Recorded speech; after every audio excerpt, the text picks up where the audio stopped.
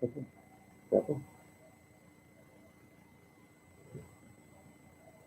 عليكم ورحمة الله وبركاته. السلام عليكم ورحمة الله وبركاته. إن الحمد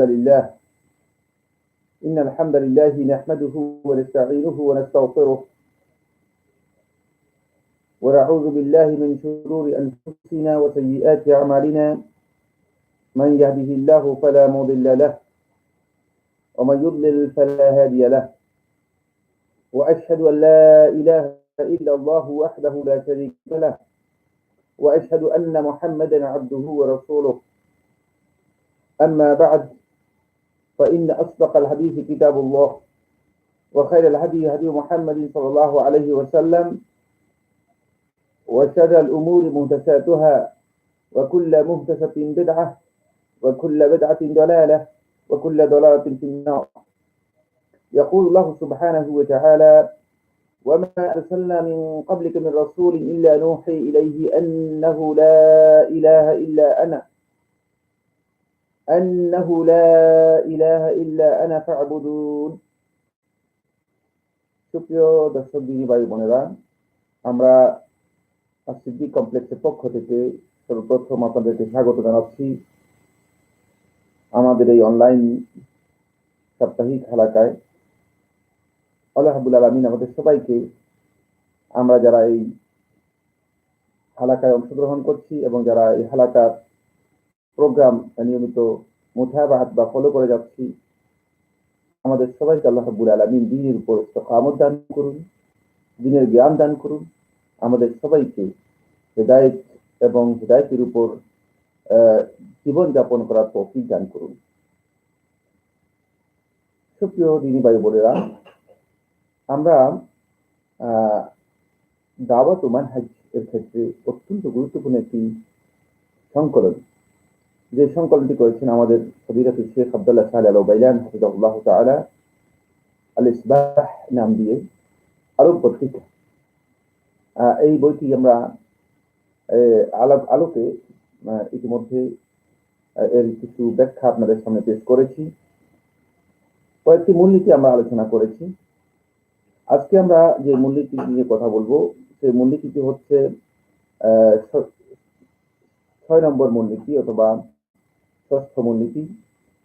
ষষ্ঠ মূলনীতি মূলত আমার বন্ধুগণ, এটি হচ্ছে ফিকহুল আউলাবিয়াতের ক্ষেত্রে অগ্রাধিকারের ভিত্তিতে আমরা দাওয়াত এবং ইসলাহের জন্য, দাওয়াত ও সংশোধনের জন্য কিভাবে অগ্রাধিকার ভিত্তিতে কাজ করব। এটাকে কেউ কেউ বলেছেন কায়দাতুল আউলাবিয়াত, মানে প্রায়োরিটি বেসিস যে কাজগুলো করতে হবে এর যে মূলনীতি রয়েছে সেই মূলনীতি।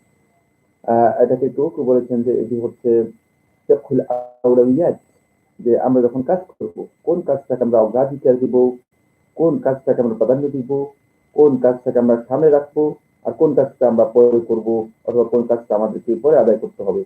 এই যে আউলাবিয়াতের বিষয়টি, অগ্রাধিকারের ভিত্তিতে কাজ করার বিষয়টি, এটি সাহাবায়ে কেরামদের মানহাজ।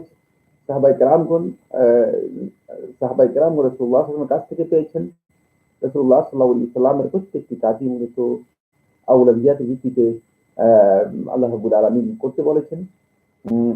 সাহাবায়ে কেরামদের পরবর্তী সময়ে যারা সাহাবায়ে কেরামদেরকে ইহসানের সাথে অত্যন্ত আন্তরিকতা, ভালোবাসা এবং দ্বীনের স্বার্থে আল্লাহর সন্তুষ্টির জন্য ভালোবেসেছেন, তাবেঈনদের এবং তাবেঈদের পরবর্তী তাবেঈনদের এই মানহাজ ছিল একটাই, সেটা হচ্ছে কোন কাজটি আসলে আমরা অগ্রাধিকার দিব আর কোন কাজটি আমরা অগ্রাধিকার দেব না, কোন কাজটা আমরা গুরুত্ব পাবে, কোন কাজে গুরুত্ব পাবো না। এই কায়দাটি অত্যন্ত গুরুত্বপূর্ণ দাওয়াত এবং ইসলাহের জন্য, দাওয়াত ও সংস্কারের জন্য, সংশোধনের জন্য এই কায়দা বা এই মূলনীতি খুবই গুরুত্বপূর্ণ। আসুন আমরা প্রথমে শেখ হাফিজাহুল্লাহ তাআলা যেভাবে কাওয়াইদি বা কায়দাটি উল্লেখ করেছেন, আমরা চেষ্টা করি সেটাকে প্রথমে আপনাদের সামনে তুলে ধরার জন্য। তিনি বলেন, আল কায়দাতুস সাদিসা, ষষ্ঠ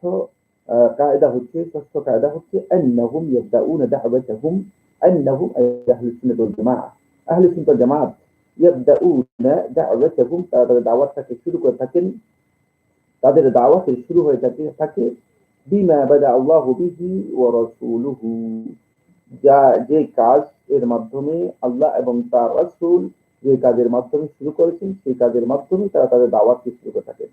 অর্থাৎ যে কাজটিকে আল্লাহ এবং তার রাসূল প্রাধান্য দিয়েছেন, অগ্রাধিকার দিয়েছেন, ঠিক আহলে সুন্নাত ওয়াল জামাত এরই ভিত্তিতে আহলে সুন্নাত ওয়াল জামাত সেই কাজটিকেই প্রাধান্য ও অগ্রাধিকার দিয়ে থাকেন। ফায়ুকাদ্দিমুনা, এই কারণেই তারা ফায়ুকাদ্দিমুনা মা, ওই কাজটাকে তারা অগ্রাধিকার দেন, প্রাধান্য দিয়ে থাকেন, মা কাদ্দামাহুল্লাহু ওয়া রাসূলুহু, আল্লাহ এবং তার রাসূল যে কাজটিকে অগ্রাধিকার দিয়েছেন, প্রাধান্য দিয়েছেন, সেটাকে তারা অগ্রাধিকার দিয়ে থাকেন। ওয়ায়ুআখিরুনা, আর তারা ওই কাজটাকে পরে করে থাকেন, ওই কাজটাকে পিছিয়ে দেন, মা আখখারাহুল্লাহু ওয়া রাসূলুহু, যে কাজটিকে আল্লাহ এবং তার রাসূল পরে করেছেন, যে কাজটি আল্লাহ এবং তার রাসূল ধীরে করেছেন, পরে করেছেন, সেটাকে তারা পরে করে থাকেন। وبهذا, আর এরই ভিত্তিতে মূলত ইউমকিনু তাহসিলুল মাসালিহ, মানুষদের, ইমানদার ব্যক্তিদের, আল্লাহর বান্দাদের মানে স্বার্থকে এর মাধ্যমে সংরক্ষিত করা হয়ে থাকে, স্বার্থ হাসিল হয়ে থাকে এই কাজের মাধ্যমে। ওয়াদারউল মাফাসিদ, আর তাদের ক্ষতিকর যে দিকগুলো আছে, তাদের অনিষ্টের যে দিকগুলো আছে, সেগুলোকে এর মাধ্যমে দূর করা হয়ে থাকে। তাদের জন্য যে বিষয়গুলো ক্ষতিকর, অপ্রয়োজনীয়, সেগুলোকে এখান থেকে দূর করা হয়ে থাকে, সেগুলো থেকে তাদেরকে মুক্ত করা হয়ে থাকে। সুতরাং আমরা বুঝতে পেরেছি যে যে এই কাজটি, এই মূলনীতিটি অত্যন্ত গুরুত্বপূর্ণ। যে কোন কাজটি আপনি আমি দাওয়াত ও সংস্কারের ক্ষেত্রে অগ্রাধিকারের ভিত্তিতে কাজ করব, আর এই অগ্রাধিকারের ভিত্তি বা কায়দা আমাদের কাছে কি হবে, মূলনীতি কি হবে। আর এই মূলনীতি যদি আমরা না জানি, অগ্রাধিকার যার এই যে মূলনীতি রয়েছে, এই মূলনীতি যদি আমাদের জানা না থাকে, তাহলে আমরা কোন দিক থেকে ক্ষতিগ্রস্ত হব। এই বিষয়গুলো খুবই গুরুত্বপূর্ণ। আমার বন্ধুগণ, আমরা যারা দাওয়াতি ময়দানে কাজ করছি, আমরা যারা সংস্কারের জন্য কাজ করছি, আমরা যারা নিজেরা মানুষদেরকে হেদায়েত এর আলোর দিকে আহ্বান করছি, আমাদের সকলের এই বিষয়গুলো যারা অপরিহার্য। পরে দায়ীদের উপর সর্বপ্রথম ওয়াজিবের মধ্যে একটি ওয়াজিব হচ্ছে যে তারা অবশ্যই ফিকহুল আউলাবিয়াত, মানে আউলাবিয়াতের এই যে জ্ঞান রয়েছে, এই বিষয়গুলো সম্পর্কে তারা অবশ্যই জানবে যে কোন কাজগুলোকে তারা প্রায়োরিটি ভিত্তিতে অগ্রাধিকার দেবে, কোন কাজগুলো অগ্রাধিকার দেবে না, কোন কাজগুলোর জন্য হাকুক তাকদিম, যেগুলো আগে আনতে হবে, আর কোন কাজগুলো হাকুক তাখির, যেগুলো পরে আনতে হবে। এই বিষয়টি অবশ্যই জানা অপরিহার্য প্রত্যেকটি দায়ীর জন্য, প্রত্যেকটি মুসলিহ সংস্কারকের জন্য, সংশোধনকারীর জন্য। আপনি যদি কাজটি না জানেন, তাহলে আপনি যেখানে যে কাজটি করার প্রয়োজন নেই সে কাজটি করে বসবেন, অথবা এমন কাজটি যে কাজ দিয়ে শুরু করলে আপনার দাওয়াত কি হবে, বিনষ্ট হবে, ক্ষতিগ্রস্ত হবে, অথবা এমন কাজের মাধ্যমে আপনি শুরু করবেন যে কাজের মাধ্যমে আপনি সংস্কার চেয়ে ক্ষতি বেশি সাধন করবেন। আমরা ইনশাআল্লাহ তাআলা চেষ্টা করব এই বিষয়গুলো আপনাদের সামনে তুলে ধরার জন্য দলিলের ভিত্তিতে। দ্বিতীয় নম্বর যে পয়েন্টটি এখানে খুবই অপরিহার্য আমাদেরকে জানতে হবে বন্ধুগণ, সেটি হচ্ছে ওয়ায়াতারাত্তাবু আলাইহি সিয়াসাতু শারঈয়্যা, এই জ্ঞানের উপর, এই মূলনীতিগুলো জানার উপর নির্ভর করে আছে ইসলামী রাজনীতি অথবা সিয়াসা শারঈয়্যা, শারঈ রাজনীতি, শারঈ সিয়াসা। এটা খুবই গুরুত্বপূর্ণ পয়েন্ট। আমরা অনেকে সিয়াসা শারঈয়্যা সম্পর্কে মানে কিছু না কিছু ধারণা রাখি, অথবা অনেকে ধারণা রাখি না, কিন্তু যিনি ফিকহুল আউলাউইয়াতের জ্ঞান রাখেন না, অর্থাৎ কোন কাজটি কোন প্রেক্ষাপটে, মানে কোনটাকে অগ্রাধিকার দিতে হবে, কোনটাকে অগ্রাধিকার দিতে হবে না, এই জ্ঞান যাদেরকে কাছে নেই, এই জ্ঞান যারা রাখেন না, নিঃসন্দেহে একেবারেই তারা সিয়াসা শরিয়ার জ্ঞান রাখেন না, কারণ সিয়াসা শরিয়া এটার উপর নির্ভর করে আছে। তাই শরঈ যে রাজনীতি রয়েছে বা ইসলামী যে রাজনীতি রয়েছে, ইসলামী রাজনীতি যেটাকে বলা হচ্ছে, ইসলামী রাজনীতি মূলত ভিত্তি করা আছে এই ফিকহুল আউলাউইয়াতের উপর। আমরা কতটুকু আসলে আউলাউইয়াতের বিষয়টি অগ্রাধিকারের ভিত্তিতে যে কাজগুলো করা হয়ে থাকে সেগুলো সম্পর্কে আমাদের জ্ঞান রয়েছে, সেগুলো সম্পর্কে আমাদের জানা রয়েছে। যদি এগুলো সম্পর্কে যথাযথ জ্ঞান আমাদের না থাকে, তাহলে এটি স্পষ্ট বুঝতে হবে যে কোনো সন্দেহ নেই, নিঃসন্দেহে আমরা এই ক্ষেত্রে যেই সেলাফির যে মানহাজ রয়েছে, সালিহিনের যে মানহাজ রয়েছে, সে মানহাজ থেকে আমরা দূরে সরে যাচ্ছি অথবা বিচ্যুত হয়ে যাচ্ছি। খুব ভালো করে খেয়াল রাখতে হবে, এটি ইসলামী রাজনীতির সাথে ওতপ্রোতভাবে জড়িত একটি বিষয়। তাই আউলাউইয়াতের জ্ঞান নেই যার, তিনি কোনোভাবেই ইসলামী রাজনীতির সাথে নিজেকে সম্পৃক্ত করতে পারবেন না। কারণ তিনি নিজে মিসগাইড হবেন, নিজেও পথভ্রষ্ট হবেন, আবার অন্যকেও মিসগাইড করবেন বা পথভ্রষ্ট হবেন, অন্যকে পথভ্রষ্ট করবেন। আমরা এক্ষেত্রে সতর্কতা অবলম্বন করতে হবে বন্ধুগণ। 3 নম্বর যে পয়েন্টটি আমরা আলোচনা করব, মানে এই কায়দার সাথে সম্পৃক্ত গুরুত্বের জন্য, এই কায়দার গুরুত্ব বোঝার জন্য আমার সামনে আলোচনা করব। এই কায়দার গুরুত্ব বোঝার জন্য সেটি হচ্ছে এই আউলাদিয়াতের জ্ঞানের উপর, এই যে আউলাদিয়াতের যে মূলনীতি আছে, যেটাকে আমরা বলেছি যে অগ্রাধিকারের ভিত্তিতে যে কাজগুলো আমরা করবো, সেই কাজগুলো এই মূলনীতির উপর নির্ভর করে আছে উম্মার মহান যে স্বার্থগুলো আছে, স্বার্থগুলো উম্মার যে কল্যাণ এবং অকল্যাণ, কোনটি উম্মার জন্য কল্যাণকর, কোনটি উম্মার জন্য অকল্যাণকর। কল্যাণকর কাজগুলো উম্মার জন্য সাধন করতে হবে, অকল্যাণকর কাজগুলো থেকে উম্মাকে কি করতে হবে, অবশ্যই দূরে রাখতে হবে। অকল্যাণকর কাজগুলো থেকে উম্মা থেকে দূরে সরাতে হবে, অথবা উম্মাকে সেখান থেকে বাঁচাতে হবে, রক্ষা করতে হবে। এই কাজটি নির্ভর করে আছে আউলাদিয়াতের জ্ঞানের উপর। যদি আমরা সত্যিকার ভাবে এই আউলাদিয়াতের কোন কাজটি আমাদেরকে অগ্রাধিকার দিতে হবে, এই জ্ঞান যদি আমরা না রাখি, তাহলে আমরা এই তাহসিল মাসালেহ করতে, মাসলাহাত যেগুলো রয়েছে, কল্যাণ যেগুলো রয়েছে, উম্মার স্বার্থে যেখানে রয়েছে, মানে উম্মার জন্য কোন কাজটি মানে উম্মার স্বার্থে, সেটা আমরা বুঝতে পারবো না। আর কোন কাজটি মূলত উম্মার স্বার্থে হচ্ছে না, বরং উম্মার বিপক্ষে, উম্মার জন্য ক্ষতির কারণ হচ্ছে, সেটা আমরা বুঝতে পারবো না। অনেক সময় দেখা যায় যে অনেকেই এমন কাজ করে থাকেন যে কাজের মাধ্যমে উম্মার স্বার্থ মোটেও এর মাধ্যমে তাহকিক হচ্ছে না, বাস্তবায়িত হচ্ছে না, বরং এর মাধ্যমে তিনি উম্মার স্বার্থকে ব্যাহত করছেন, এর মাধ্যমে তিনি উম্মার ক্ষতি করছেন। কিন্তু তিনি বুঝেন না, তিনি বুঝেন না। তার কারণ হচ্ছে তিনি এই যে গভীর জ্ঞানটুকু, আউলাদিয়াতের যে গভীর জ্ঞান রয়েছে, এই জ্ঞানটুকু তার কাছে নেই। এই জ্ঞানটি তিনি যদি অর্জন করতেন, কোনো সন্দেহ নেই অবশ্যই তিনি এর মাধ্যমে কোন কাজটির মধ্যে উম্মার স্বার্থ রয়েছে, কোন কাজটির মধ্যে উম্মার স্বার্থ নেই, বরং উম্মার জন্য ক্ষতি রয়েছে, অকল্যাণ রয়েছে, সেই কাজের মধ্যে তিনি কি করতে পারতেন, তারতম্য করতে পারতেন। আমাদের সমাজের মধ্যে অনেক দায়ী রয়েছে, অনেক সংস্কারক রয়েছেন, যারা সংস্কারের কাজের মধ্যে নিজেদেরকে বিভিন্ন দিক থেকে, বিভিন্ন অঙ্গন থেকে নিজেদেরকে ইনভলভ করেছেন বা করছেন।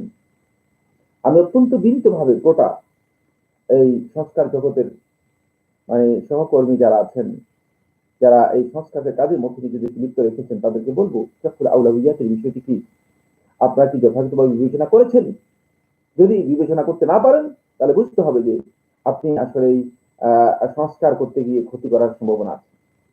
যেটাকে আপনি মনে করেছেন যে এই কাজটি আগে করা দরকার, হতে পারে যে সে কাজটি আসলে আগে করার বিষয় নয়, বরং সে কাজটি পরে করতে হবে। এই জন্য আপনাকে এই জ্ঞান নেওয়া আপনার জন্য অপরিহার্য। এই জ্ঞান না নিলে আপনি উম্মার স্বার্থে কাজ করার চেয়ে উম্মার স্বার্থের বাইরে উম্মার জন্য যে কাজটি অকল্যাণকর হয়তো হতে পারে, যে সেই কাজের দিকে আপনি তাড়িত হয়ে যেতে পারেন, সেই কাজের দিকে আপনি অগ্রসর হয়ে যেতে পারেন, যেটি আপনার জন্য অথবা উম্মার জন্য অকল্যাণের কারণ হতে পারে, ক্ষতির কারণ হতে পারে। আমার মনে হচ্ছে বিষয়টি আমাদেরকে খুব ভালো করে গভীরভাবে বোঝার জন্য চেষ্টা করতে হবে। 4 নম্বর যে পয়েন্টটি বন্ধুগণ, সেটি হচ্ছে এর উপর নির্ভর করে আছে দাওয়াতের সফলতা, দাওয়াতের সফলতা ব্যর্থতা। আপনি যদি আউলাদিয়াতের জ্ঞান বা এই কায়দা, এই মূলনীতি সম্পর্কে না জানেন, তাহলে আপনি দেখবেন আপনার দাওয়াত আসলে ব্যর্থ হয়ে যাবে, সফল হবে না। আমরা তো দাওয়াত দিচ্ছি, দাওয়াতের কাজ করতেছি, কিন্তু আমরা কি আদৌ কোনোদিন হিসাব করেছি? আদৌ কোনোদিন আমরা সামাপ করেছি? আমরা আমাদের অঙ্কের এই মানে হিসাবটা বের করেছি যে আদৌ আমার এই দাওয়াতের মাধ্যমে কোনো সফলতা আছে কিনা, অথবা এই দাওয়াতের মাধ্যমে কোনো কল্যাণ আছে কিনা, নাকি আমার এই দাওয়াতটা মূলত এমনিতেই দাওয়াত, দাওয়াতি কাজের জন্য দাওয়াত, অথবা দাওয়াতের জন্য দাওয়াত, অথবা প্রচারের জন্য দাওয়াত। আমার কাজটা কি এমন হচ্ছে, নাকি আমার কাজটা মূলত সত্যিকার দাওয়াত হচ্ছে এবং এর মধ্যে সফলতা ব্যর্থতার বিষয়টি আমরা বিবেচনা করতে পারছি কিনা। আপনি আউলাদিয়াতের জ্ঞান যদি আপনার না থাকে, তাহলে অবশ্যই আপনার দাওয়াত নিঃসন্দেহে ব্যর্থ হয়ে যাবে। যেমনি ভাবে দাইয়ের সফলতা আর আসবে না, এখানে দাইয়ের সফলতা আসবে না। আপনি অনেক দায়ী পৃথিবীতে আছে, যাদের দাওয়াতি অঙ্গনে সফলতা একেবারেই কম। সফলতা কাকে বলা হয় থাকে? সফলতা হচ্ছে যার মাধ্যমে একজন ব্যক্তি হেদায়েত লাভ করে, তিনি সফল। কিন্তু লক্ষ লক্ষ লোক, কোটি কোটি লোক যদি কারো ফলোয়ার্স হয়, অনুসারী হয়, তাদের ভক্ত হয় অথবা তাদের মানে লাইকার্স হয়, তাদের সাপোর্টার হয়, কোনো লাভ নেই যদি তারা হৃদায়তের উপর এর মাধ্যমে হৃদায়ত লাভ করতে সক্ষম না হয়ে থাকে। হৃদায়তের বিষয়টি এখানে খুবই গুরুত্বপূর্ণ। এখানে কার অনুসারী কতজন, কার ফলোয়ার্স কতজন, কার সমর্থন লাইক কতটি, এর উপর নির্ভর করবে না হৃদায়ত। হৃদায়ত নির্ভর করবে তার বক্তব্যের উপর। তিনি যে বক্তব্য দিচ্ছেন, তিনি যে কথা বলছেন, সেটা সত্যিকার অর্থে হৃদায়তের বক্তব্য কিনা, এর উপর হৃদায়ত আছে কিনা। যদি এখান থেকে একজন ব্যক্তিও নিজের জীবনে হৃদায়ত গ্রহণ করে থাকে, তাহলে বুঝতে হবে, তাহলে আপনাকে জানতে হবে নিশ্চিত ভাবে অবশ্যই আপনি এর মাধ্যমে নিজের জীবনের জন্য একটি হৃদায়ত লাভ করছেন না। আইয়াহদিয়াল্লাহু বিকা রাজুলান ওয়াহিদান খায়রুল লাকা মিন হুমুরিন না'ম। আল্লাহর হাবিব সাল্লাল্লাহু আলাইহি ওয়াসাল্লাম বলেছেন, তোমার মাধ্যমে আল্লাহ সুবহানাহু ওয়া তাআলা একজন ব্যক্তিকে রাজুলান ওয়াহিদান, একজন ব্যক্তিকে যদি হৃদায়ত দান করে থাকে, একজন ব্যক্তির এই হৃদায়তের বিষয়টি খায়রুল লাকা, তোমার জন্য উত্তম হবে, মিন হুমুরিন না'ম, লাল উটের চেয়ে। লাল উট লাভ করার চেয়েও তোমার জন্য এটি কল্যাণকর হবে, তোমার জন্য এই কাজটি সফলতার কাজ হবে। সুতরাং হৃদায়তের বিষয়টি এখানে খুবই গুরুত্বপূর্ণ। আহ আমাদের কিন্তু বিচার করতে হবে। যদি আমরা খুব ভালো করে খেয়াল করি, যদি আমরা এই আউলাবিয়াতের বিষয়টি, মৌলিক এই জ্ঞানটি যদি অগ্রাধিকারের ভিত্তিতে যে কাজটি করবো, এটা যদি আমাদের কাছে মানে এর মূল কায়দা যেটা রয়েছে, মূল নীতি যেটা আছে, সেটা যদি আমাদের জানা না থাকে, তাহলে আমরা কোনো সন্দেহ নেই দাওয়াতের ক্ষেত্রে আমাদের ব্যর্থতা আসবে, এবং দায়ী হিসেবে আমরা সফল দায়ী হতে পারবো না, দায়ী আল্লাহ আমরা সফল হতে পারবো না। ৫ নম্বর এই গুরুত্বের ক্ষেত্রে এই পয়েন্টটি যেটা, সেটা হলো এই এর উপর নির্ভর করে আছে মূলত দাওয়াত তাজদীদ, ক্রমধারা, পর্যায়ক্রম। দাওয়াতটাকে আপনি কিভাবে সাজাবেন, কোন পর্যায় থেকে কোথায় যাবেন। আপনি কি প্রথমে গিয়ে অপারেশন শুরু করে দেবেন, নাকি আপনি প্রথমে দেখবেন যে রোগীর অবস্থা কি আছে।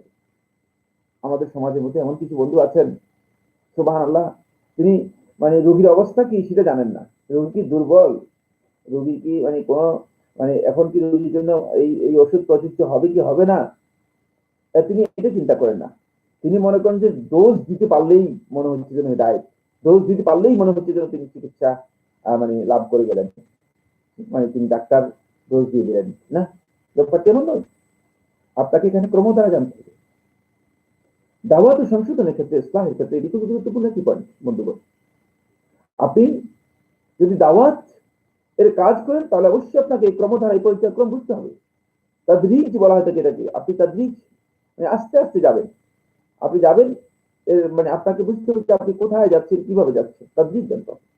যদি অপারেশন করার মতো অবস্থা না থাকে, তাহলে আপনি তাকে অপারেশনে যাবেন না, যেখানে অপারেশনের প্রয়োজন নেই সেখানে অপারেশনে যাবেন না। পুরো উল্টা, আমরা মনে করেছি যে একেবারে মূল করে দিব, একেবারে মানে প্রথমেই সেটাকে মানে কাট করে দিব, নিশ্চিন্ন করে দিব। শেষ পর্যন্ত দেখা যায় যে দাওয়াতের ক্ষেত্রে মানে আপনি যে নিশ্চিন্ন করতে গিয়েছেন, সেই নিশ্চিন্ন আপনি নিজেই হয়ে গিয়েছেন।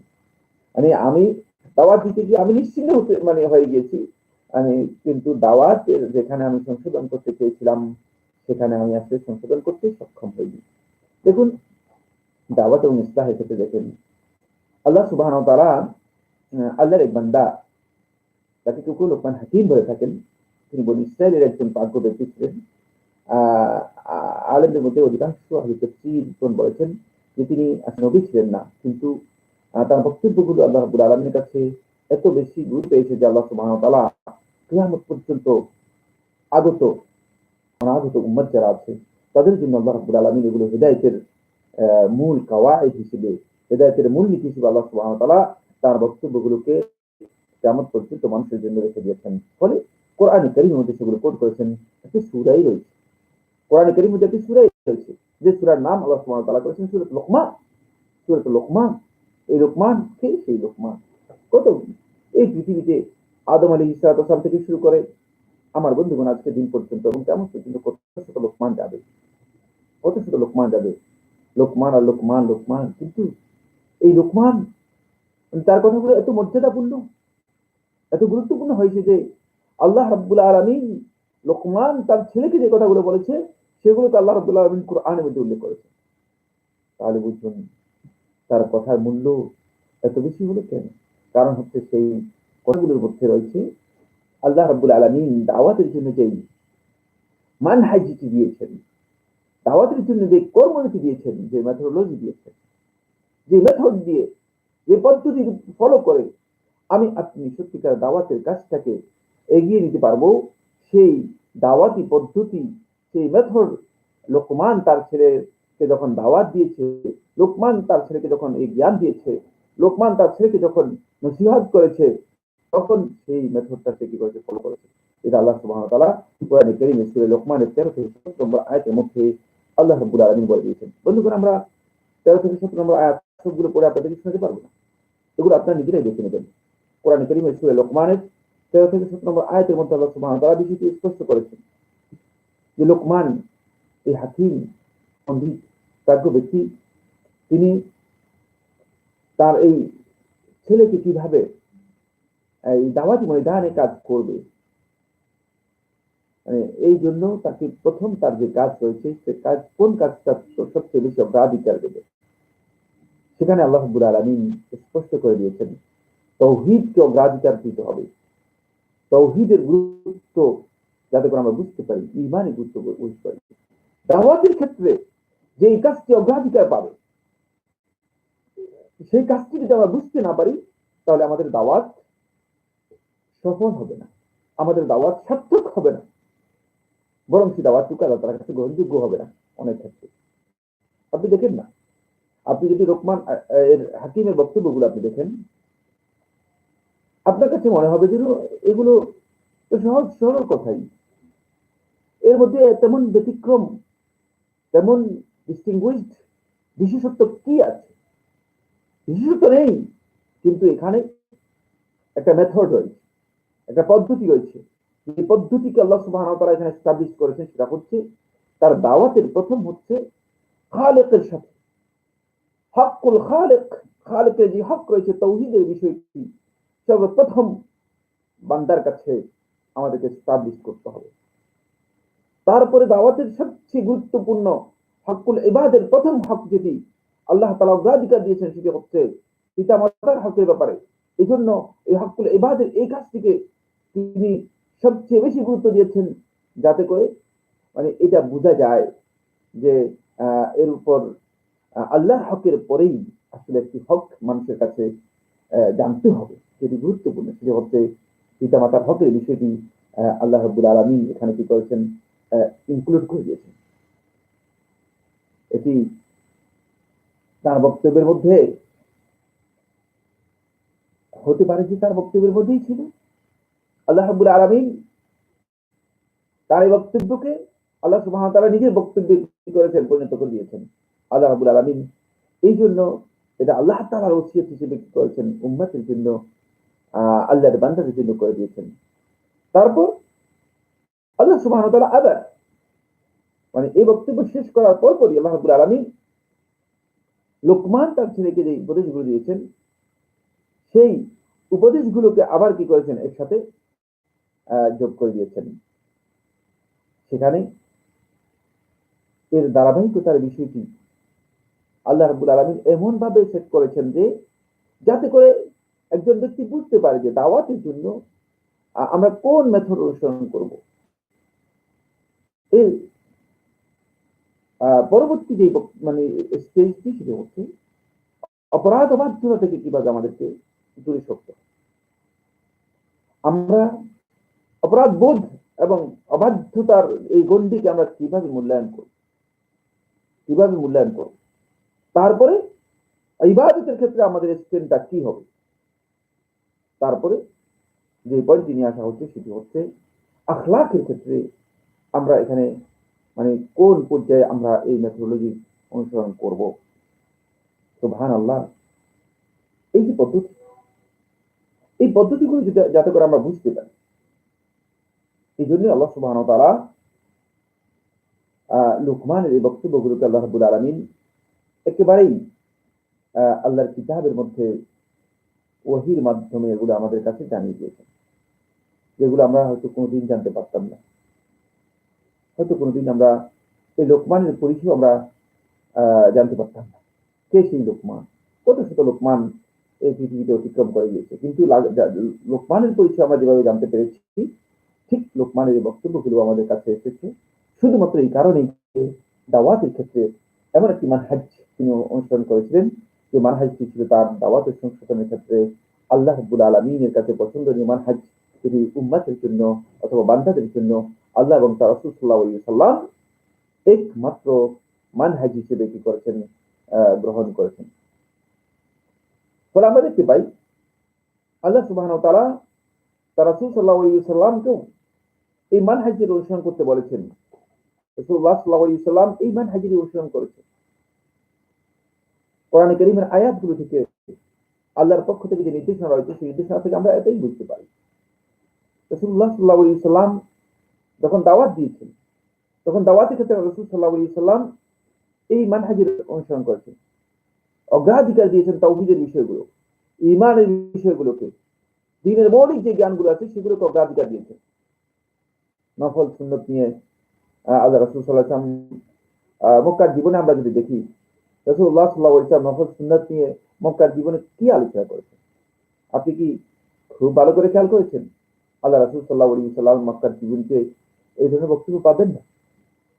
তিনি মুকাইয়াবাতের বিষয়গুলো, তাওহীদের বিষয়গুলো, উসুলুল ঈমান, ঈমান যে মূলনীতিগুলো আছে সেই মূলনীতিগুলোকে আল্লাহর হাবিব সাল্লাল্লাহু আলাইহি ওয়াসাল্লাম তুলে ধরেছেন আমাদের কাছে তুলে ধরেছেন। আসুন পরে সাহাবায়ে কেরামগণ এইভাবেই বিষয়টিকে গুরুত্ব দিয়েছেন। একই পর্যায়ে গুরুত্ব দিয়েছেন। কিভাবে গুরুত্ব দিয়েছেন? ইউসুফ ইবনে মাহিদ বর্ণনা করেন, সেই বুখারী হাদিসের মধ্যে এসেছে, হাদিস নম্বর 4707, হাদিস নম্বর 4707। ইউসুফ ইবনে মাহিদ বর্ণনা করেন, তিনি বলেন, قال إني عند عائشة أم المؤمنين رضي الله تعالى عنها, আমি একদিন উম্মুল মুমিনিন আয়েশা রাদিয়াল্লাহু তাআলার কাছে ছিলাম। إذ جاءها ইরাকি, এক ইরাকি ব্যক্তি উম্মুল মুমিনিন আয়েশা রাদিয়াল্লাহু কাছে আসলেন। فقال أي الكفن خير, আয়েশা রাদিয়াল্লাহু প্রশ্ন করলেন, আইয়ুল কাফানি খায়রুন, কোন প্রকারের কাফন এটা উত্তম? সুবহানাল্লাহ। আমাদের এখন প্রশ্ন আসছে,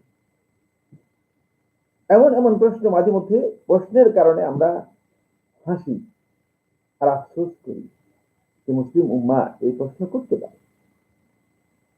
তারা এই প্রশ্ন করতে পারে যে কবরের মধ্যে সিজদা দেয়া এটা কি জায়েজ কি না জায়েজ। মুসলিম উম্মাহর লোকেরা এই প্রশ্ন করতে পারে যে মানে নাজাতের জন্য, আখিরাতে পরিত্রাণের জন্য কোন ব্যক্তির কাছে বাইআত গ্রহণ করা জায়েজ কি না জায়েজ, এটা মুসলিম উম্মাহর লোকেরা প্রশ্ন করতে পারে। মুসলিম উম্মাহর মানুষ প্রশ্ন করতে পারে, মুসলমানরা প্রশ্ন করতে পারে যে কবরবাসীর কাছে সন্তান চাওয়া, যা আমাকে সন্তান দিন অমুক, আমাকে উদ্ধার করুন অমুক, মানে এইটা কি জায়েজ কি না জায়েজ, এটা প্রশ্ন করতে পারে। আফসোস, মানে এই প্রশ্ন যখন আমাদের কাছে আছে আমরা হতবাক হই, নির্বাক হয়ে যাই। মুসলমান, এই ধরনের মুসলমানও আছে সমাজের মধ্যে যারা এই ধরনের প্রশ্ন করতে পারে। ঠিক এই ধরনের একটি প্রশ্ন, এটা ওই পর্যায়ের প্রশ্ন নয়, এটা প্রশ্নটা হচ্ছে হালকা প্রশ্ন। আইয়ুল কাফানি খায়রুন, কোন প্রকারের কাফন ভালো? কৌতূহল প্রশ্ন আমাদের অনেক আছে, আমাদের কাছে কৌতূহলী প্রশ্ন। ক্বালাত উম্মুল মুমিনিন আয়েশা রাদিয়াল্লাহু বলেন, ওয়াইহাক, তোমার কি হলো, কি ব্যাপার? ওয়া মা ইয়াদুররুক, তোমার কি ক্ষতি হয়েছে, কি চাচ্ছ তুমি? ক্বালা ইয়া উম্মুল মুমিনিন আরিনি মুসহাফাক, হে আমাদের মা উম্মুল মুমিনিন আয়েশা রাদিয়াল্লাহু আনহা, আপনি আপনার যে মুসহাফটা আছে, যে কোরআনে যে মুসহাফটি আপনি তিলাওয়াত করেন সেটা আমাকে দেখান। ক্বালাত ওয়ালিমা, কেন? ক্বাল, সে বলল, লাআল্লি উআল্লিফ, আমি আপনাকে বুঝাই দিব। মনে হচ্ছে এলোমেলো আছে। সুবহানাল্লাহ, তার বক্তব্য থেকে বোঝা যাচ্ছে লাআল্লি উআল্লিফুল কুরআন আলাইহি, যে কোরআনটাকে আমি মানে সুন্দর করে বুঝাই দিব। আপনার মানে কাছে মনে হয় যেন কোরআনের মুসহাফটা এলোমেলো রয়েছে। মানে এর অর্থ হচ্ছে তার বক্তব্যের মধ্যে ধৃষ্টতা রয়েছে, উপহাস রয়েছে, জ্ঞানের মধ্যে বিকৃতি রয়েছে, অন্তরের মধ্যে ত্রুটি ও রোগ রয়েছে, ব্যাধি রয়েছে। তিনি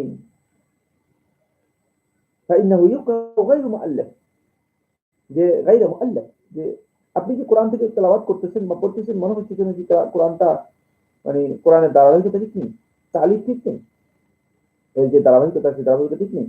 হাফিজ ইবনে হাজার আসকারী রাহমাতুল্লাহ আলাইহি ফাতহুল বারী নবম খণ্ডে 40 পৃষ্ঠায় এই বক্তব্যটি দিয়েছেন এবং হাদিসটি তো সহিহ বুখারী আমি বলেছি। কিন্তু মানে এর মানে তালিফের বিষয়টি মানে তারতিবের জন্য ব্যবহার করা হয়েছে এখানে। আবার কেউ কেউ মানে এর আগে ভুল ব্যাখ্যা করে ফেলতে পারেন। আমাদের সমাজের মধ্যে বহু পথভ্রষ্ট লোক রয়েছে, বহু বক্ত অন্তরের অধিকারী রয়েছে, যারা আল্লাহ রাসূল সাল্লাল্লাহু আলাইহি ওয়াসাল্লাম হাদিসের পেছনে এখন এমন ভাবে লেগে গিয়েছে, অজ্ঞতার কারণে, মূর্খতার কারণে, নির্বুদ্ধিতার কারণে, হাদিস সম্পর্কে সম্যক এবং এমনকি সাধারণ জ্ঞান না থাকার কারণে, হাদিস সম্পর্কে একেবারেই কমন নলেজ যেটি সেটা না থাকার কারণে হাদিসকে তারা কিভাবে উপহাস করা যায়, কিভাবে বিকৃত করা যায়, কিভাবে মানুষদেরকে হাদিস থেকে, হাদিসের কাজ থেকে কিভাবে মানুষদেরকে ডিস্ট্রাক্ট করা যায়, এই কাজগুলো নিয়ে তারা অনেকেই কি রয়েছেন ব্যস্ত রয়েছে। ফলে এই ধরনের হাদিসকে নিয়ে তারা ট্রল করা অথবা হাদিসকে বিকৃত করার জন্য অপচেষ্টা চালিয়ে যাচ্ছেন। অসুবিধা কি? আমি যদি পড়ি যেভাবে পারি, তোমার অসুবিধা কি? ইন্নামা নাযালা আউওয়ালা মা নাযালা মিনহু সূরাতুন মিনাল মুফাসসাল ফিহা যিকরুল জান্নাতি ওয়ান নার। জেনে রাখো, সর্বপ্রথম মুফাসসালের যে আয়াতগুলো অবতীর্ণ হয়েছে, কোরআন কারীমের মুফাসসাল বলা হয় তাকে ওই সূরাগুলোকে যে সূরাগুলোর আয়াত ছোট ছোট। আবার বলছি, মুফাসসাল বলা হয় তাকে কোরআন কারীমের ওই সূরাগুলোকে যে সূরাগুলোর আয়াত ছোট ছোট। এই মুফাসসালের সর্বপ্রথম যে সূরাগুলো অবতীর্ণ হয়েছে, তার মধ্যে সর্বপ্রথম যে সূরাগুলো অবতীর্ণ হয়েছে সেগুলোর মধ্যে জান্নাত এবং জাহান্নামের কথা এসেছে। সেগুলোতে আমলের কথা আসে নাই, ইবাদতের কথা আসে নাই, হালাল হারামের কথা আসে নাই। কারণ মানুষের অন্তরটাকে আগে কি করতে হবে? তৈরি করতে হবে। জান্নাত এবং জাহান্নামের কথা আল্লাহ রাব্বুল আলামিন আলোচনা করেছেন, পুনরুত্থানের কথা আলোচনা করেছেন, তাওহীদের কথা আলোচনা করেছেন, ঈমানের বিষয়গুলো আলোচনা করেছেন। হাত্তা ইয়াসাবান নাস ইলাল ইসলাম, যখন মানুষ দলে দলে ইসলামের মধ্যে আসলো, প্রবেশ করলো, নাযালাল হালাল ওয়াল হারাম, হালাল এবং হারাম সেগুলো অবতীর্ণ হয়েছে। তো তুমি মানে না বুঝে যেভাবে তুমি অগ্রসর হচ্ছ, এই পথ তোমার সঠিক নয়, তোমার এই পথ সঠিক নয়। ওয়ালাউ নাযালা আউয়াল শাইইন, যদি সর্বপ্রথম এই আয়াত নাযিল হতো, লা তাশরাবুল খামর, আর মক্কার অধিবাসীগুলিতে মানুষগুলো মদ পান করত, যদি এই আয়াত অবতীর্ণ হতো, আল্লাহ রাব্বুল আলামিন তো এই মদকে হারাম করেছেন। হারাম কি পরিবর্তিত করা হয়েছে না? হারাম আসলেই হারাম, কিন্তু আল্লাহ সুবহানাহু ওয়া তাআলা বিধান অবতীর্ণ করেন। আল্লাহ রাব্বুল আলামিন খালিক হওয়া সত্ত্বেও, যার একচ্ছত্র অধিকার রয়েছে, যিনি ওয়ার্ডার করলে ওয়ার্ডার, সেখানে কারো ধরনের কারো দ্বিমত করার মতো ক্ষমতা নেই, কারো দ্বিমত করার মতো সাধ্য নেই। এমন মানে ক্ষেত্রেও আল্লাহ সুবহানাহু ওয়া তাআলা এই প্রথম এই নিষেধাজ্ঞা জারি করে দেননি। আয়েশা রাদিয়াল্লাহু আনহা বলেন, প্রথম যে অবতীর্ণ হয়েছে সেখানে আল্লাহ তাআলা বলেন, লা তাশরাবুল খামর, তোমরা মদ পান করো না। এটা নাযিল হতো, লাকালু, তাহলে তারা বলতো, লা নাদাউল খামরা আবাদান, আমরা আর কোনদিন জিন্দেগিতে মদ ছাড়বো না। ওয়ালাউ নাযাল, যদি এই আয়াত অবতীর্ণ হতো, লা তাজনু, তোমরা জিনা করো না, ব্যভিচার করো না, লাকালু, তারা কথা বলতো, লা নাদউ জিনা আবাদান, আমরা জিনা কখনো ছাড়বো না। লাকাদ নাযালা বিমাক্কাতা আলা মুহাম্মাদিন সাল্লাল্লাহু আলাইহি ওয়াসাল্লাম, আয়েশা রাদিয়াল্লাহু আনহা বলেন যে মুহাম্মদ সাল্লাল্লাহু আলাইহি ওয়াসাল্লামের উপর মক্কাতে আয়াত অবতীর্ণ হয়েছে যে ওয়া ইন্নী লাজারিয়াতুন আলআব, যে আমি শিশু, আমি খেলা করি। এই আয়াতগুলো বালিস সাআতু মাউইদুহুম ওয়াস সাআতু আদহা ওয়া আমর, কিয়ামত সম্পর্কে, যে কিয়ামত হচ্ছে তাদের সর্বশেষ ডেস্টিনেশন, সর্বশেষ ডেস্টিনেশন হচ্ছে তাদের কিয়ামত। ওয়াস সাআতু আদহা ওয়া আমর, আর এই কিয়ামত হচ্ছে তাদের জন্য অত্যন্ত বিভৎস, ভয়ঙ্কর, ওয়া আমর, অত্যন্ত মানে পরম সত্য একটি বিষয়, যেটি তাদের জন্য কষ্টকর এবং তিক্ত হবে, অভিজ্ঞতার দিক থেকে অত্যন্ত তিক্ত অভিজ্ঞতার বিষয় হবে। এটি আল্লাহ সুবহানাহু ওয়া তাআলা অবতীর্ণ করেছেন সূরাতুল কামারের ৪৬ নম্বর আয়াত। উম্মুল মুমিনিন আয়েশা রাদিয়াল্লাহু আনহা ইঙ্গিত করতেছেন যে এগুলো অবতীর্ণ হয়েছে মক্কাতে তখন আমি। আর ওয়ামা নাযালাত সূরাতুল বাকারা ওয়ান নিসা ইল্লা ওয়া আনা ইনদা, আর সূরা বাকারা, সূরা নিসা অবতীর্ণ হয়েছে আমি মদিনাতে, আল্লাহ রাসূল সাল্লাল্লাহু আলাইহি ওয়াসাল্লামের স্ত্রী হিসেবে মদিনাতে আমি আল্লাহ রাসূল সাল্লাল্লাহু আলাইহি ওয়াসাল্লামের ঘরে ছিলাম। এই ইসলামের প্রায় সবকটি বিধানই সূরাতুল বাকারা, সূরাতুল নিসা এগুলোর মধ্যে রয়েছে। বুঝতে পেরেছেন?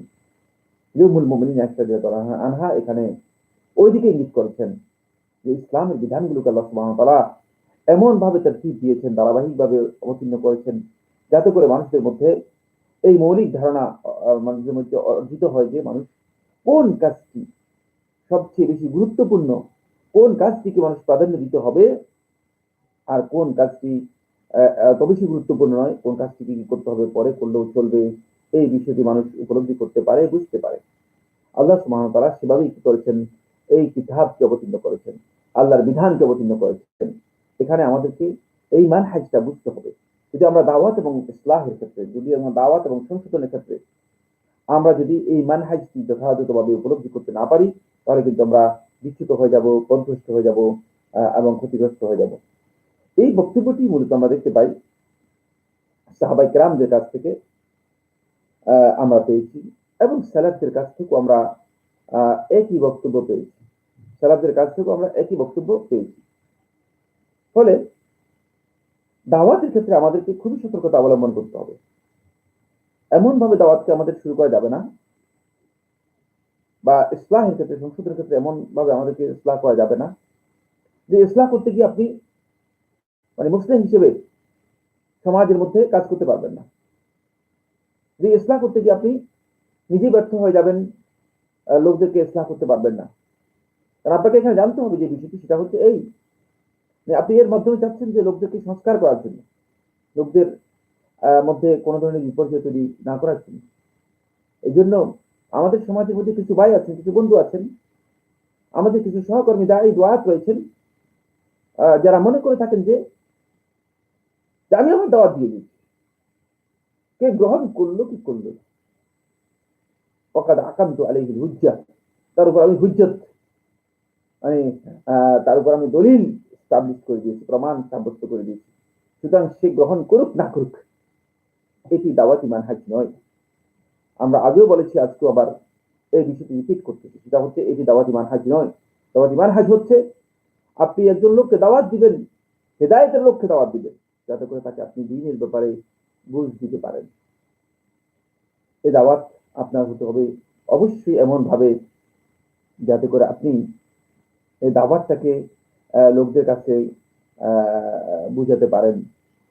ফলে দাওয়াত যদি আপনি বুঝতে না পারেন, তাহলে এখানে কোথাও আপনার ব্যর্থতা থাকবে, কোথাও যাকে আপনি দাওয়াত দিয়েছেন, যার উদ্দেশ্যে আপনি দাওয়াত শো করেছেন, তার ব্যর্থতা এখানে কি হবে, প্রমাণিত হবে, ব্যর্থতা প্রমাণিত হবে। আসলে শেখুল ইসলাম তাইমিয়া রাহমাতুল্লাহ আলাইহি এই বিষয়টিকে কিভাবে দেখেছেন? আমরা দেখতে পাই শেখুল ইসলাম রাহমাতুল্লাহ আলাইহি বিষয়টি খুবই গুরুত্ব দিয়ে আলোচনা করেছেন।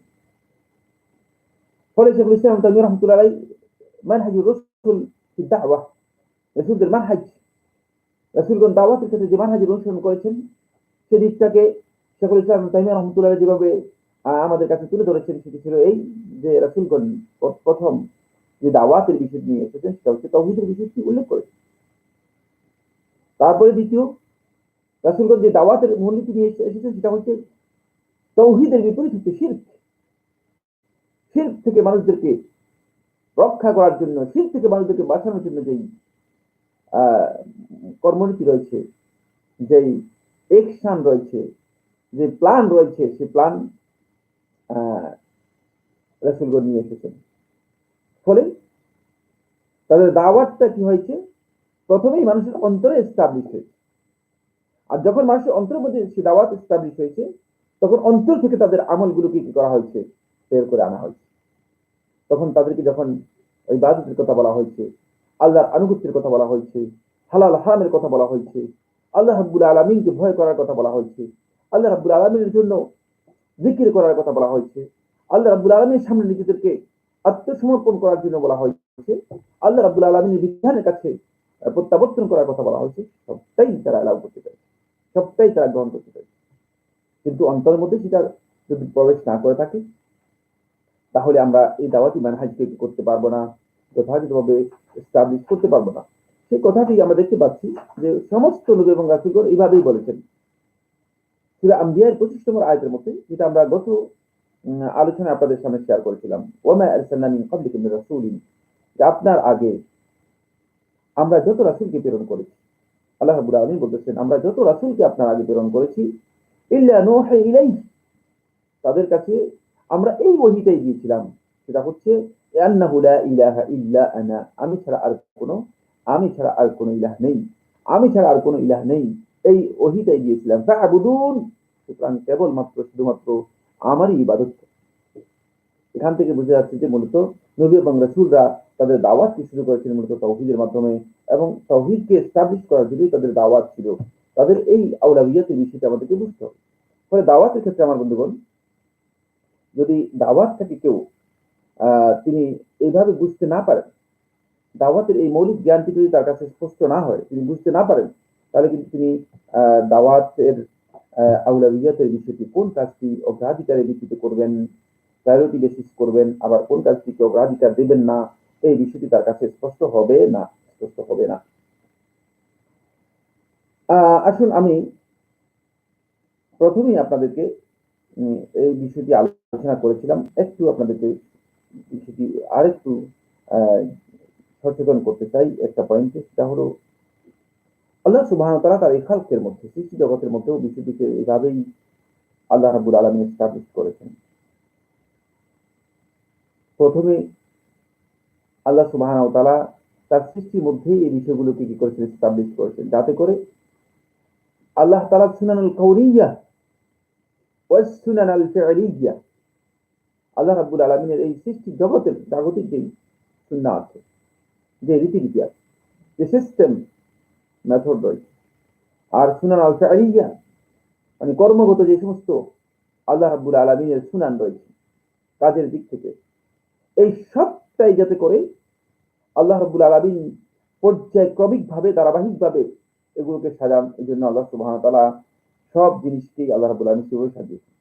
ফলে যেটা মুহিম সেটাকে, যেটা গায়রুল মুহিম নয়, যেটা গুরুত্বপূর্ণ নয় সেটাকে, গুরুত্বপূর্ণ নয় যেটা সেটাকে আগে নিয়ে আসেননি, গুরুত্বপূর্ণ যেটা সেটাকে আগে এনেছেন, যেটা কম গুরুত্ব সেটাকে পরে এনেছেন, যেটা গুরুত্ব রয়েছে, যেটা অনেক বেশি গুরুত্ব সেটাকে আগে নিয়ে এসেছেন, যেটা কম গুরুত্ব সেটাকে পরে এনেছেন, যেটা মারজুহ প্রাধান্যযোগ্য নয় সেটাকে, যেটা রাজিহ যেটাকে প্রাধান্য দেওয়া দরকার সেটাকে আগে নিয়ে এসেছেন, যেটা ফজিলতের দিক থেকে শ্রেষ্ঠ আর যেটা ফজিলতের দিকে শ্রেষ্ঠ নয়, মানে যেটা ফজিলতের শ্রেষ্ঠ সেটাকে আগে এনেছেন। এইভাবে আল্লাহ সুবহানাহু ওয়া তাআলা গোটা আল্লাহর বিধান সবটাকে আল্লাহ রাব্বুল আলামিন কি করেছেন, এভাবে এস্টাবলিশ করেছেন।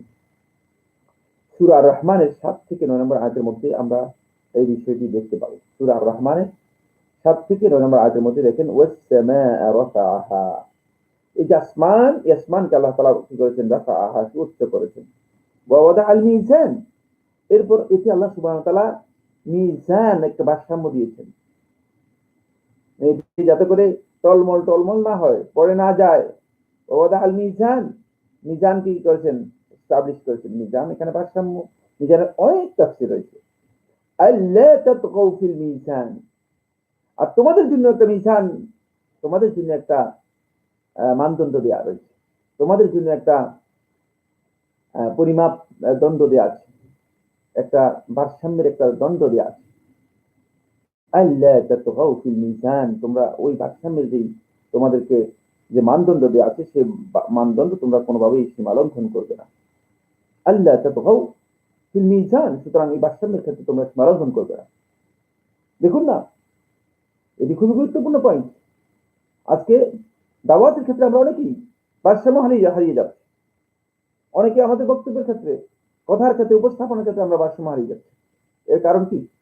এর কারণ একটাই, সেটা হচ্ছে আমি আপনাদেরকে স্পষ্ট করে বলতে চাই, আমরা আসলে মানে এই যে সুন্নাহ, এই যে সিস্টেম, এই যে মূলনীতি আমাদেরকে আছে, সেই মূলনীতি আমরা যথাযথভাবে বুঝতে পারিনি, যথাযথভাবে উপলব্ধি করতে পারিনি।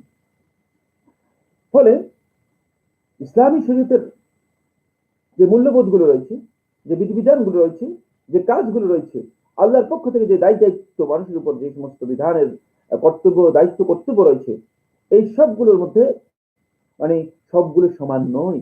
আমরা জানি সবগুলো সমান পর্যায়ের নয়, সবগুলো একই পর্যায়ের নয়। আল্লাহর কিছু বিধান রয়েছে ফরজ, কিছু বিধান রয়েছে ওয়াজিব, কিছু বিধান রয়েছে সুন্নাহ, কিছু বিধান রয়েছে মুস্তাহাব, কিছু বিধান রয়েছে মানদুব, কিছু বিধান রয়েছে উত্তম, কিছু বিধান রয়েছে আল্লাহ রাব্বুল আলামিনের হালাল শুধুমাত্র। সুতরাং এই বিধানগুলোর এই যে স্ট্যাটাস, এই যে পর্যায়ক্রমিক এই বিষয়টি যদি একজন দায়ী হিসেবে, একজন সংস্কারক হিসেবে, একজন আলোচক হিসেবে যদি আমাদের সেই জ্ঞান যদি আমাদের না থাকে, সেই উপলব্ধি যদি আমাদের না থাকে, তাহলে আমরা এই বিষয়গুলোকে যথাযথভাবে মূল্যায়ন করতে পারবো না। ফলে এখানে আমাদের সমস্যা হয়ে গিয়েছে, সেটা হলো এই, আমরা অনেকেই সব সবটাকে একই পর্যায়ে নিয়ে এসেছি। সুবহানাল্লাহ, আপনি দেখবেন আমাদের অনেক বন্ধু আছেন যে তারা মনে করেন যে শুধুমাত্র কোনো ব্যক্তি যদি আমিন জোরে না বলেন অথবা রফিদান না করেন, বলছে এই লোকের সালাতই, এই লোকের ইসলামও ঠিক নেই। অথচ আমাদেরকে জানতে হবে ইসলামের বিধান সুন্নাহ দ্বারা যে বক্তব্যটি সাব্যস্ত হয়েছে সেটা সুন্নাহ, কিন্তু এর স্ট্যাটাস কি, এর গুরুত্ব সম্পর্কে আমাদেরকে জ্ঞান নিতে হবে, এবং আমরা কোনটাকে অগ্রাধিকার দিব, কোনটাকে আমাদের কাজের মধ্যে, কথার মধ্যে, সংশোধনের মধ্যে, দাওয়াতের মধ্যে অগ্রাধিকার দিব অথবা দাওয়াতের মধ্যে অগ্রাধিকার দিব না, এই বিষয়টি আমরা অনেকেই আসলে বুঝি না। অনেকেই বুঝি, তারা বুঝি না, আমরা যারা দাওয়াতি কাজ করছি তারাই বুঝি। সুতরাং প্রশ্নই আসে না যে এই কথাগুলো, আজকের যে আলোচ্য বিষয়গুলো, আউলাদিয়াতের ব্যাখ্যার বিষয়গুলো, অগ্রাধিকার ভিত্তিতে আমরা যে কাজগুলো করব, সেই কাজের জ্ঞান রয়েছে, এই জ্ঞানের বিষয়গুলো যে সাধারণ পাবলিক যারা আছে, সাধারণ মুসলিম যারা আছে, সাধারণ মুসলিমরা ব্যাপকভাবে জানবে অথবা ব্যাপকভাবে জানতে পারবে, এটা কোনোভাবেই আমি বিশ্বাস করি না। কারণ যেখানে আলেমরা জানে না, যেখানে জ্ঞানী যারা রয়েছে, যারা জ্ঞান চর্চা করে যাচ্ছেন, তারা জানে না যেখানে, সেখানে সাধারণ মানুষজন থেকে জানবে। এই বিষয়টি আল্লাহ সুবহানাহু ওয়া তাআলা কোরআনে কারীমের সূরা আত-তাওবার মধ্যে আল্লাহ রাব্বুল আলামিন 19 এবং 20 নম্বর আয়াতের মধ্যে আল্লাহ সুবহানাহু ওয়া তাআলা আমাদের দৃষ্টি আকর্ষণ করেছেন। ওই জাহিলি সমাজের মানুষগুলোকে আল্লাহ রাব্বুল আলামিন এই বিষয়ে জ্ঞান দেওয়ার জন্য বলেছেন, যাতে করে কিয়ামত পর্যন্ত আমরা যারা আল্লাহর বান্দা হব এবং মুহাম্মদ সাল্লাল্লাহু আলাইহি ওয়াসাল্লামের এই মহাজগতের যিনি সুসংবাদদাতা হিসেবে এসেছিলেন, সেই বিশ্ব নবী সাল্লাল্লাহু আলাইহি ওয়াসাল্লামের আমরা যারা অনুসারী হব, আমরা যাতে করে এখান থেকে কি করতে পারি, শিক্ষা গ্রহণ করতে পারি।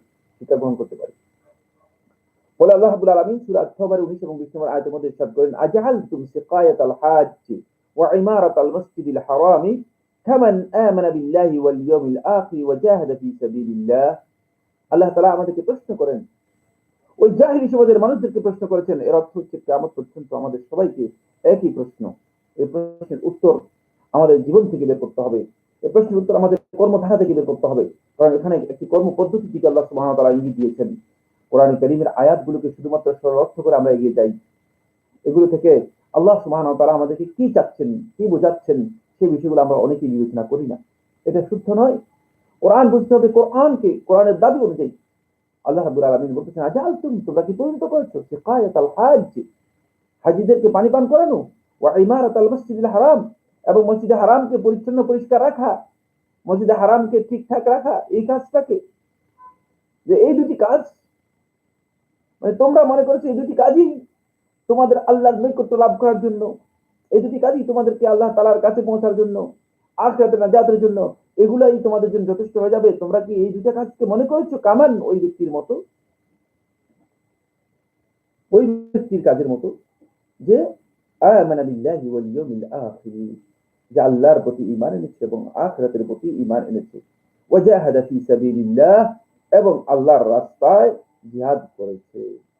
তোমরা কি আল্লাহর রাস্তায় জিহাদ এবং ঈমান বিল্লাহি ওয়াল ইয়াউমিল আখির, আখিরাতের প্রতি ঈমান, এর সাথে তোমরা যে কাজগুলো করতেছো, এই কাজগুলোকে তোমরা মনে করতেছো যে এগুলো সমান কাজ, এগুলোর কাজের স্ট্যান্ডার্ড সমান, মান সমান, সুতরাং তোমরা এর মাধ্যমেই পার পেয়ে যাবে, এটাই তোমাদের জন্য যথেষ্ট হয়ে যাবে।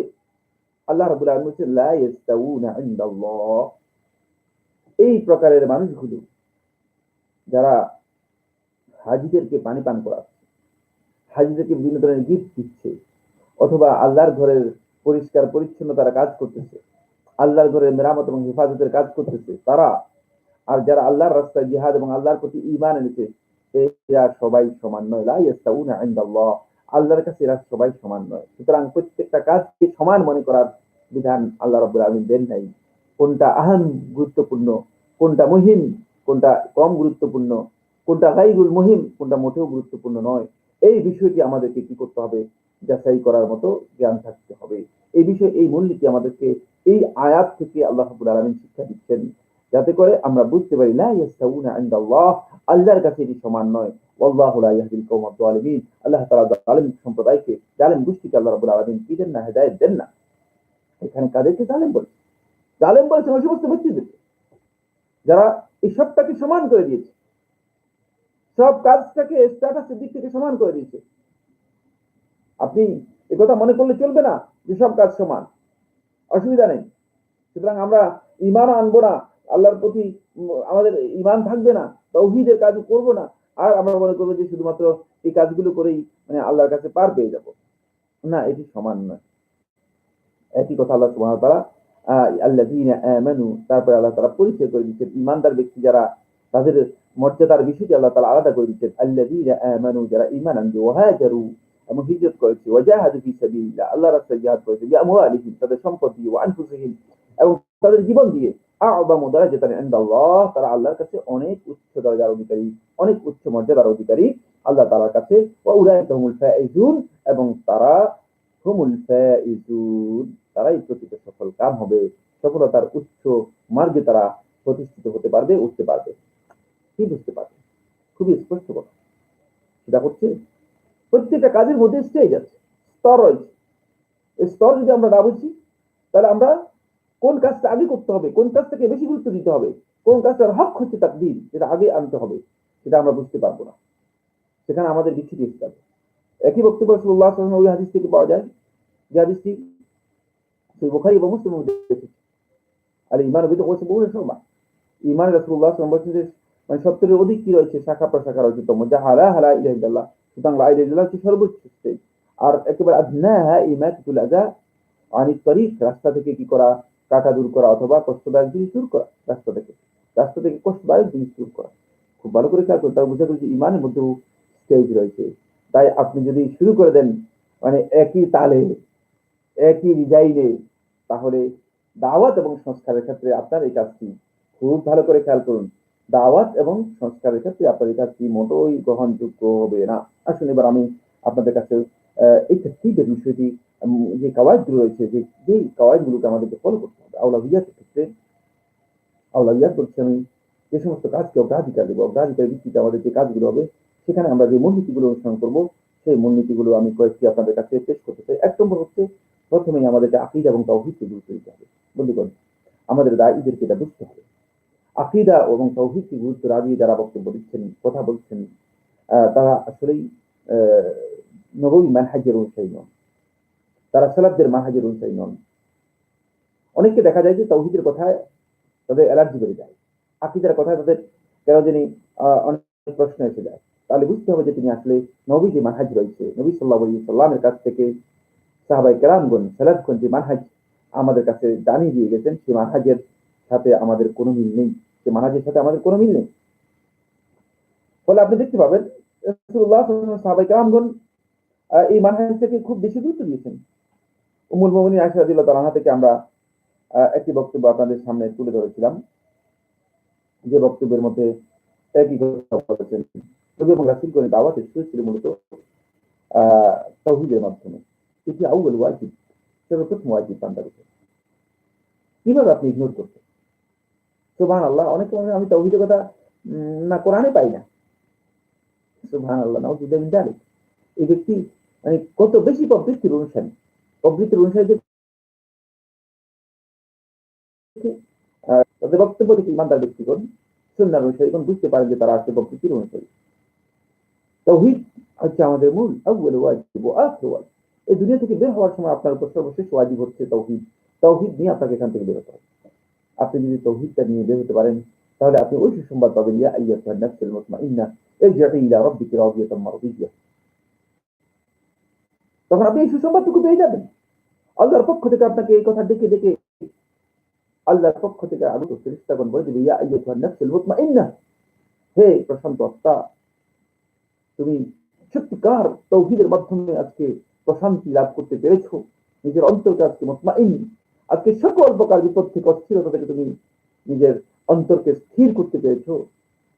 নাফসুল মুতমাইন্না ইরজিই ইলা রাব্বিক, এখন তুমি তোমার রবের কাছে ফিরে যেতে পারো। ইন্না লিল্লাহি ওয়া ইন্না ইলাইহি রাজিউন। ওই যে রাজিউন বলেছিলাম আমরা, নিশ্চয় আমরা আল্লাহর জন্য আল্লাহর কাছে ফিরে যাব।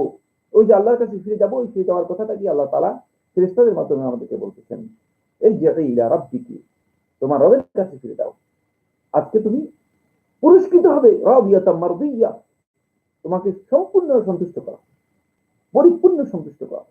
যতক্ষণ পর্যন্ত তুমি পরিপূর্ণরূপে সন্তুষ্ট না হবে, ততক্ষণ পর্যন্ত আল্লাহ রাব্বুল আলামিন তোমাকে ছেড়ে দেবেন না, সন্তুষ্ট করবেন। এটি লাভ করতে পারবেন কখন? যখন আপনি আখির ওয়াজিব, সর্বশেষ এই তাওহীদ নিয়ে আপনি এখান থেকে বের হতে পারবেন। এরপরে যে পয়েন্টটি আমি আপনাদের সাথে আলোচনা করব সেটা হচ্ছে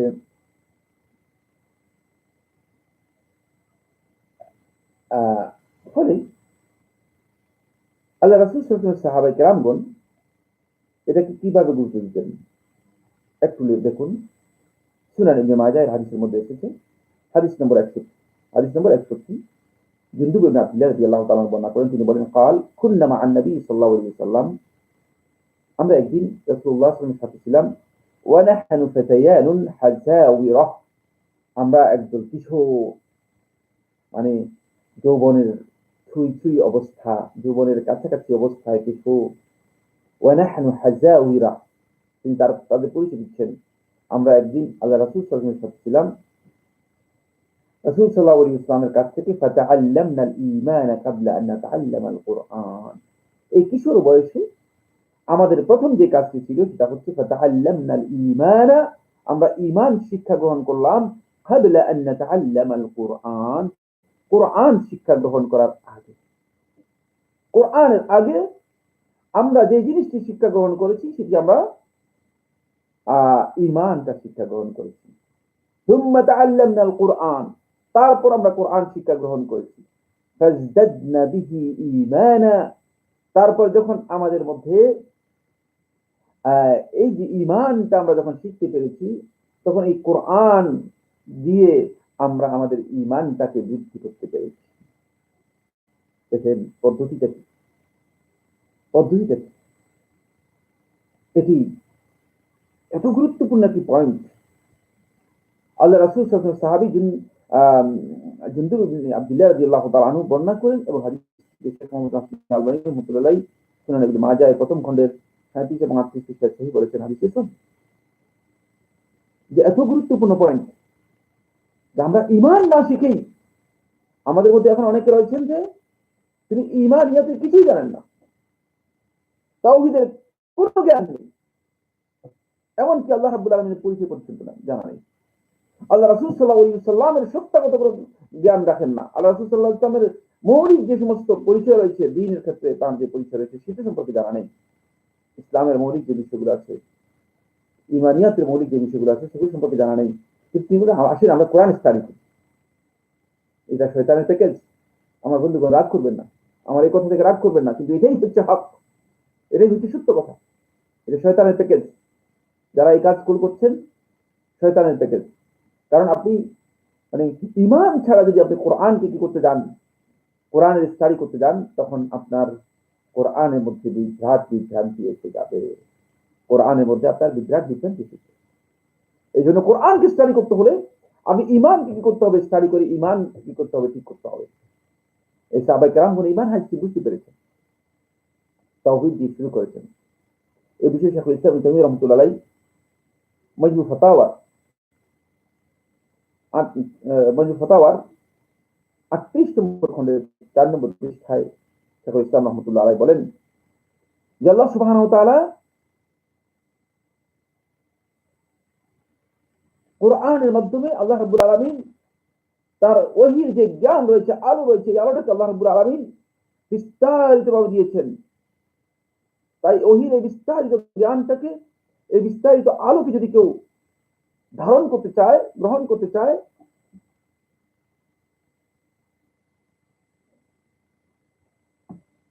তাহলে সেই ব্যক্তিকে অবশ্যই একটি কাজ করতে হবে। সেই কাজটি হচ্ছে এই, তাকে ঈমান আগে করতে হবে, অর্জন করতে হবে, তাওহীদের জ্ঞান তার আগে আসতে হবে।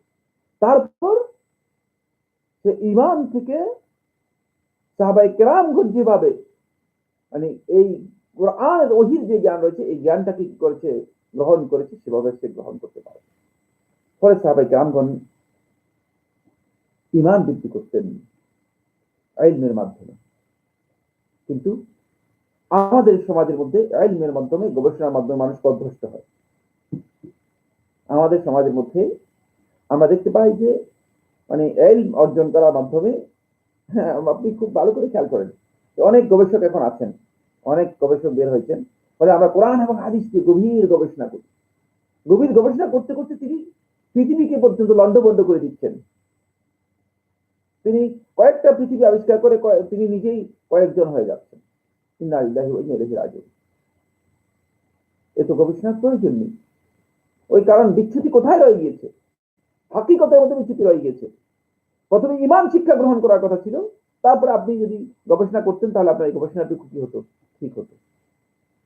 এইভাবে আমার বন্ধুগণ, আমাদের সমাজের মধ্যে বর্তমানে যারা ওয়াজ শিল্পী রয়েছেন, ওয়াইজি যারা রয়েছেন, যারা মৌসুমী বক্তা হিসেবে পরিচিতি লাভ করেছেন, তাদেরকে আমি অত্যন্ত বিনয়ের সাথে অনুরোধ করব, আপনারা যে আপনাদের বক্তব্যগুলো দিচ্ছেন, বক্তব্য থেকেই বোঝা যাচ্ছে যে ফিকহুল আউলাবিয়াত, কায়েদাতুল আউলাবিয়াত, যে কোন কাজটি, কোন বক্তব্যটি আমরা অগ্রাধিকারের ভিত্তিতে দেব, কোন কাজটি আমরা অগ্রাধিকারের ভিত্তিতে করব, সেই বিষয় সম্পর্কে আমাদের অনেকেরই জ্ঞান নেই।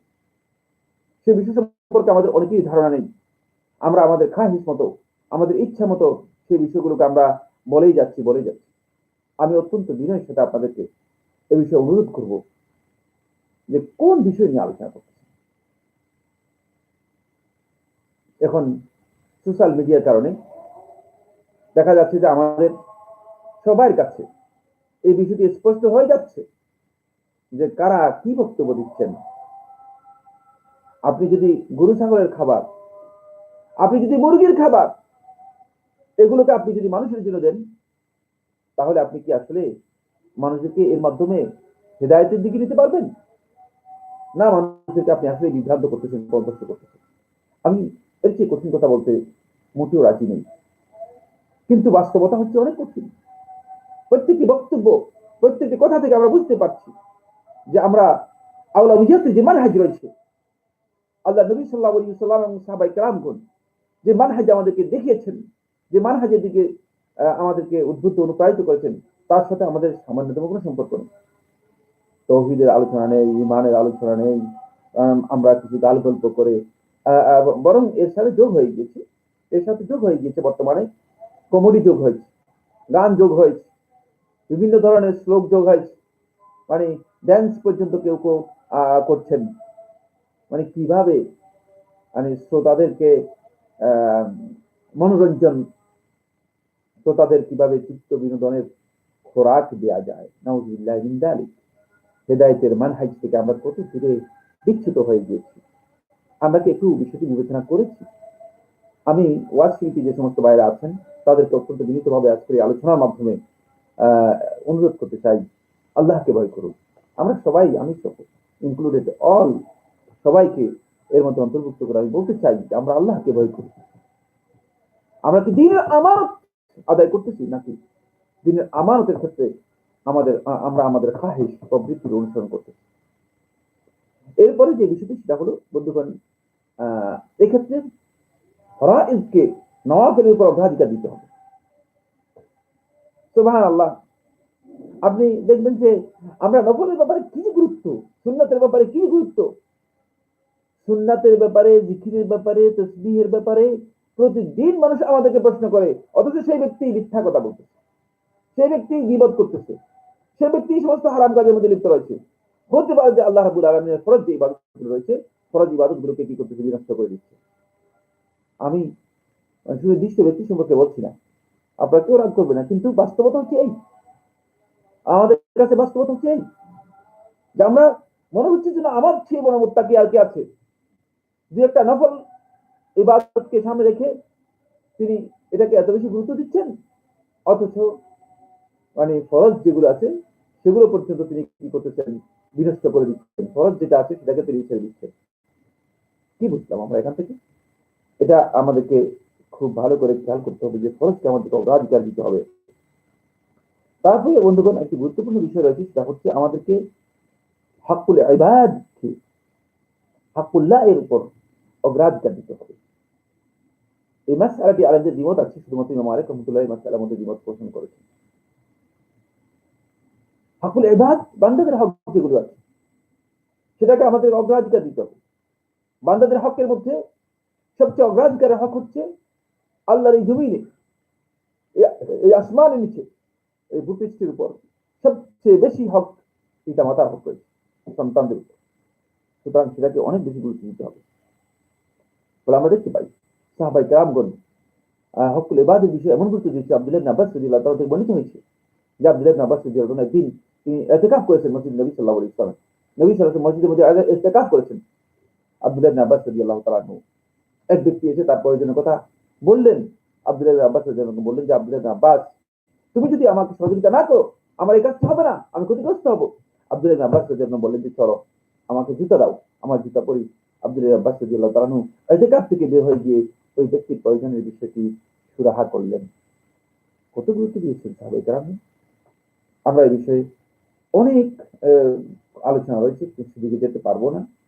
আমি এরপরে যে পয়েন্টটি নিয়ে শুধুমাত্র আপনাদেরকে মূল কথাগুলো বলবো, যে সেটা হলো আমাদেরকে খেয়াল রাখতে হবে যে হকুল ইবাদের মধ্যে, বান্দাদের হকের মধ্যে সবচেয়ে ভয়ঙ্কর একটি বিষয় হচ্ছে যেটি, সেটা হলো ঋণ।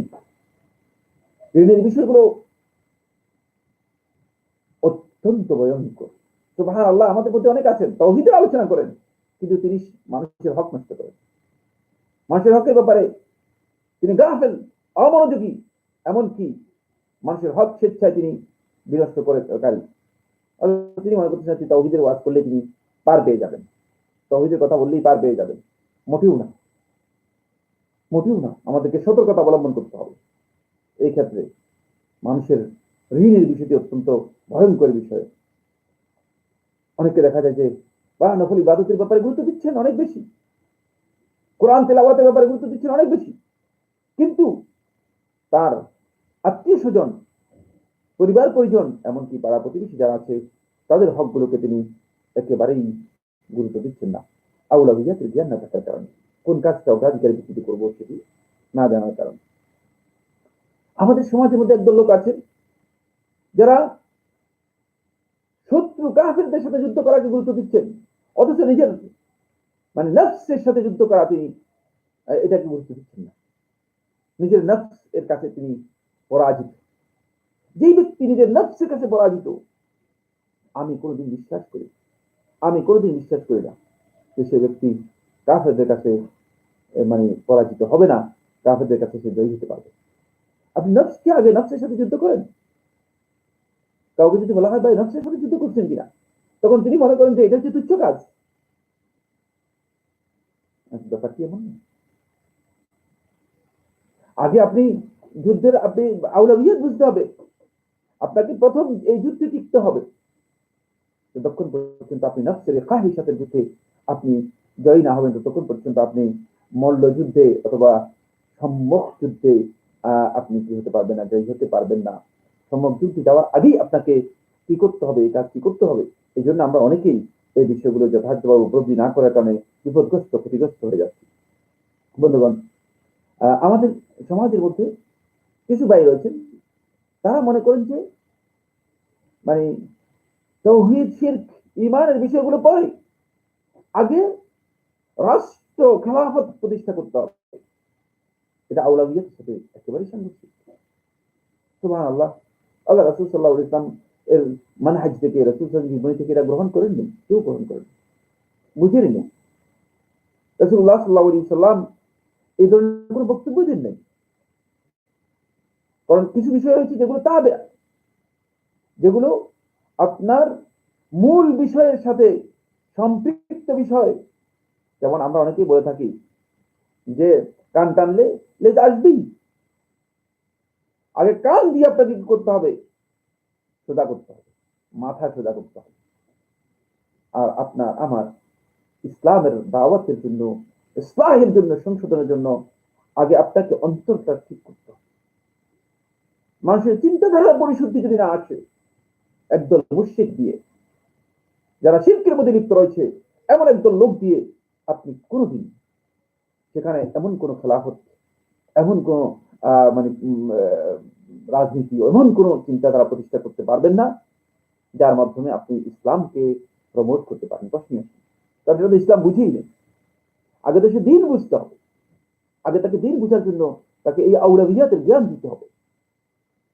এই অগ্রাধিকারের ভিত্তিতে যে কাজটি আগে করা দরকার সেই কাজটি করতে হবে। এই জন্য আমার বন্ধুগণ যারা দাওয়াত সংশোধনে কাজ করছেন তাদের কাছে অত্যন্ত বিনীতভাবে আমরা অনুরোধ করব যে এই কায়দাটি আমাদেরকে বোঝা দরকার। এই কায়দাটি আমাদের জীবন কিন্তু খুবই গুরুত্বপূর্ণ। সেটা হচ্ছে যে অবশ্যই অবশ্যই যে কাজটি আগে করা দরকার সেটা আগে করতে হবে, আর যে কাজটি পরে করা দরকার সেটা পরেই করতে হবে। পরের কাজকে আগে নিয়ে এসে আগের কাজকে যদি পরে নিয়ে যান তাহলে আপনার দাওয়াত ফলপ্রসূ হবে না। এর মাধ্যমে আপনি উম্মার যে মাসলাহাত রয়েছে, উম্মার যে স্বার্থ রয়েছে সে স্বার্থ রক্ষা করতে পারবেন না, বরং উম্মার স্বার্থ ব্যাহত হবে। উম্মার স্বার্থের বিপরীতে আপনার কাজটি হয়ে যাবে।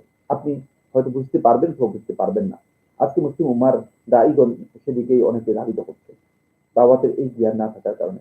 তাই দাওয়াত ও ইসলাহের ক্ষেত্রে আমাদেরকে এই কায়দা বা এই মূলনীতি অনুসরণ করার জন্য আল্লাহ রাব্বুল আলামিন তৌফিক দান করুন।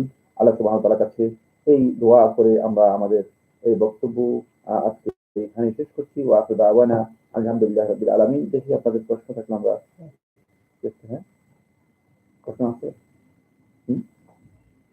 প্রশ্ন নেই? প্রশ্ন থাকলে আমরা এখানে শেষ করছি। আসসালামু আলাইকুম ওয়া রাহমাতুল্লাহি ওয়া বারাকাতুহু।